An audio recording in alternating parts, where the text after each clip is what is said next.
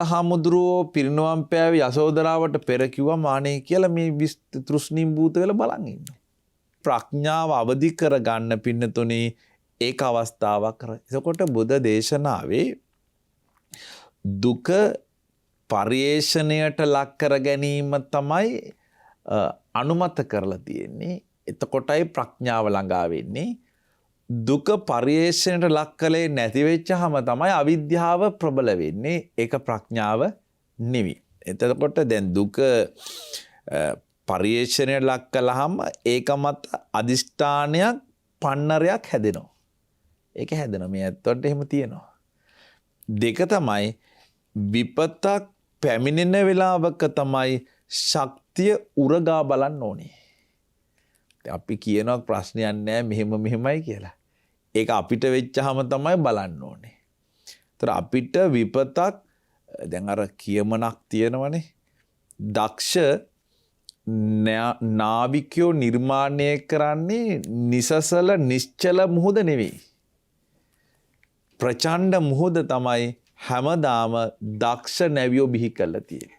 ඒ නිසා අපේ ශක්තිය උරගා බලන්න ඒක අවස්ථා නැත. අදිෂ්ඨාන පාරමිතාව ගැන විවිධ දේවල් කියමින් ඉඳලා අපි කටයුතු කරනවා. හැබැයි එවැනි අවස්ථාවක් ආවහම අපි එතනම ඇද වැටෙනවා නම් ඒක පින්නතුනේ ප්‍රඥාසාර කතාවක් තියෙන්නේ.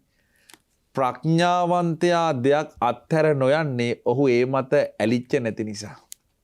දැන් අපිට කනකොට කවරෙකුත් කන්න එපා කියලා කන්න කිව්වයි කන්න එපා කිව්වයි කියන එක අතර දෙකක් නැහැ. දෙකම එකයි අපිට. වර්ණා කිරීමයි බන්නයි කියන එක අතර දෙකක් නැහැ. දෙකම එකයි. අර ඒක හිතපු නැති කෙනා අනේ මට බැන්නනේ කවදාවත් බැන්නේ නැහැ කියලා ඒකට සතියක් අඬයි. ඇයි ප්‍රඥාව නැහෙනි.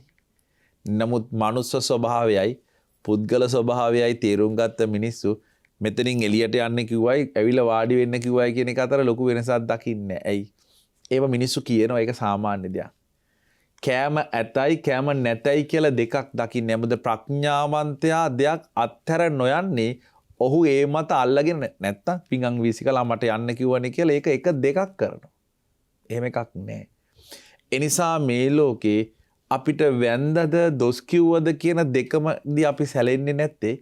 ඒකට අපි අනවශ්‍ය විදියට උත්තර දෙන්නේ නැත්තේ. අනවශ්‍ය උත්තර දීලා සිවුරු හැර යන්න උත්සාහ කරන්නේ නැත්තේ අපි මේ ධහම තේරුම් අරන් ඉන්න නිසා. නැත්තම් ඉතින් අපිටත් පුළුවන් බෑ මට බැන්න දොස් කිව්වා මේ රට දැන් මට සුදුසු නෑ කියලා යන්න.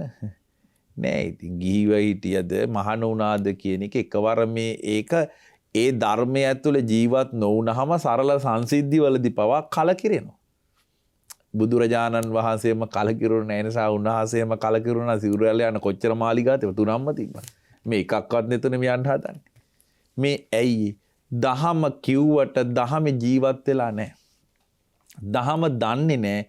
බුදුහාරගේ ප්‍රඥාව කියලා කියන්නේ බෝධි පූජාවට බෞද්ධ කොඩියට තෙසැත්තෑ ඥානට සීමා කරන්න ඕන එකක් නෙමෙයි. ඒක වටවන්දනාවෙන් ඉවර වෙන එකක් නෙමෙයි. මේක තමයි දහම. ඒ නිසා සමහරලාට සිමෙන්ති ගල් ගඩොල් ගෙනල්ලා පිළිම හැදුවට චෛත්‍ය හැදුවට දහම තේරෙන්නේ නැත්නම් ඒ දහම් ධර්මයේ ඇතුලේ Tamanට ප්‍රඥාව ළඟා කරගන්න බැහැ. නිසා මේ ඇත්තෝ තමන්ගේ ජීවිතවල මේ ප්‍රඥා ළඟ ලෝකේ විසිතුරු දේවල් තියෙනවා. හැබැයි ඔක්කොම කාමයේ නෙමෙයි. ලෝකේ විසිතුරු දේ විවිධ දේ විචිත්‍රයි විචිත්‍ර දේ ලස්සනයි. ඉතින් ඒවා කාමයේ කියලා ගත්තේ ඒ අවබෝධ මට්ටමට අනුව. නැතු ඉතින් ඒ හැම විසිතුරු දෙයක්ම කාමයේ නෙවෙයිනේ. මේක සංකල්පයක්. සංකප්ප රාගෝ පුරිසස්ස කාමෝ. මේ සංකල්ප ඇතුලේ තමයි ඒක තියෙන නිසා මේ ඇත්තෝ ඒ අවබෝධය හදා ගන්නවා නම් ඒ මත තමයි ප්‍රඥාව උපදින්නේ. වෙනුවෙන් මේ දහම මහ ගෝසුවක් ඖෂධයක්ම වේවා කියලා ප්‍රාර්ථනාවන් සිද්ධ.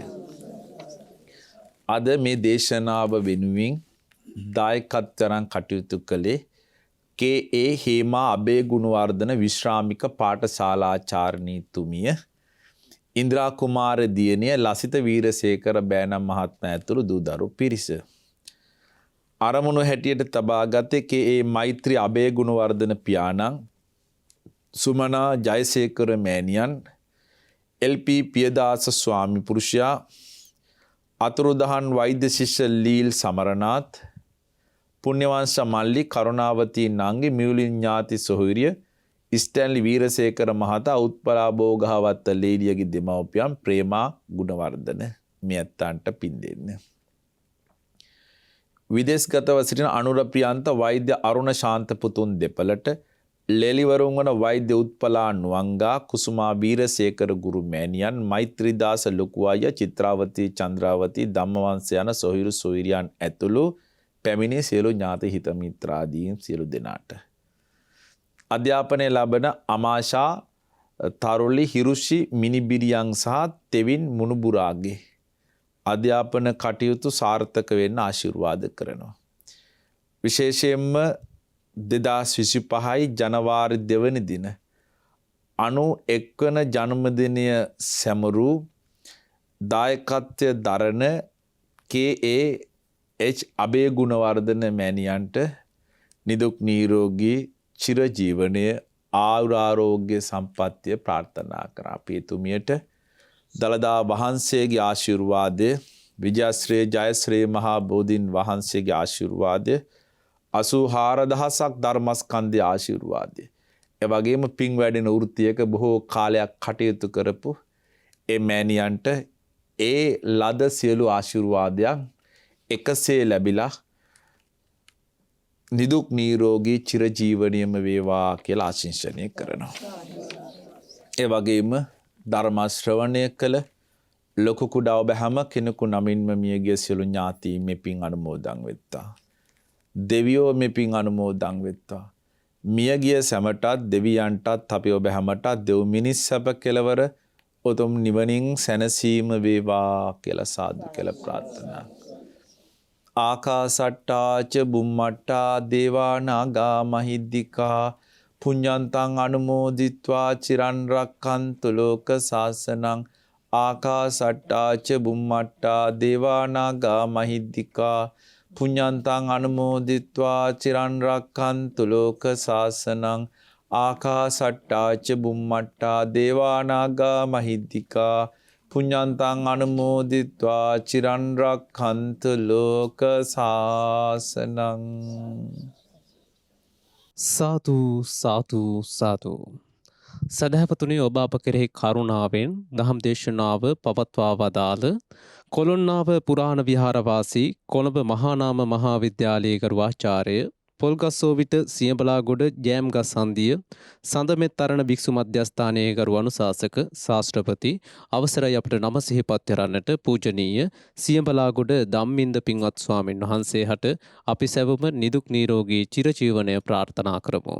සාදු සාදු සාදු.